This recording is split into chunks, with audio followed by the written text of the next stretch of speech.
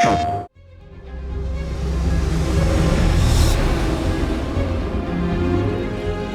I'm Josue Benavides, and I'm a design director on Spider-Man 2. I'm Aaron Espinoza, and I am the Advanced Senior Community Manager at Insomniac Games. When I first picked up the DualSense Edge controller, it had a real weight to it, which I really enjoyed. I like the feeling of the weight in my hands.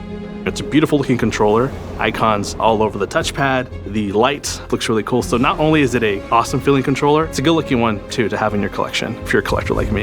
I thought it was pretty easy to swap out the stick caps and the back buttons. I didn't even have to read the instruction manual. They pop right off and then pop the other ones on. My favorite sticks are the standard sticks. They give you a nice grip, keeps me completely on edge when I'm playing Marvel Spider-Man 2. One of our goals in Insomniac was to make a game for everybody. We've done that through a shortcut system where we have a lot of features and abilities that you can map to one of our left or right D-pad shortcuts. And this actually works really well with the DualSense Edge. I set throwing enemies to right D-pad and throwing trash cans and environmental interacts to left D-pad. And then I mapped left and right D-pad to the left and right back buttons. So in combat, I can quickly press one of those back buttons to either toss an enemy off an edge or throw a trash can at that enemy that's far away.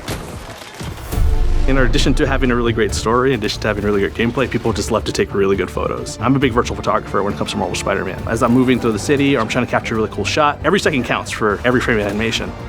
One of the cool new shortcuts that we have is game speed. You can switch the game between 70%, 50%, and 30% game speed. So I usually have it at 30%. I'll switch over the back buttons to one of our shortcut keys.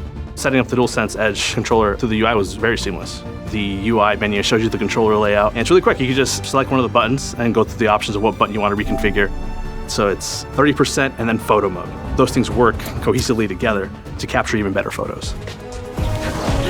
I actually like having two different profiles that I switch between. I've got one profile for combat, and I've got one profile for traversal. The DualSense Edge actually allows you to do some fun stuff in traversal. I'm able to map the jump button to the left back button and our web wing button to the right back button. I've got swinging and I've got point launching on the triggers, but then I can also use web zip or I can use web wings with the back buttons. And so you can swing around, you can start web wings, and you can do all these things without having to take your thumbs off the sticks.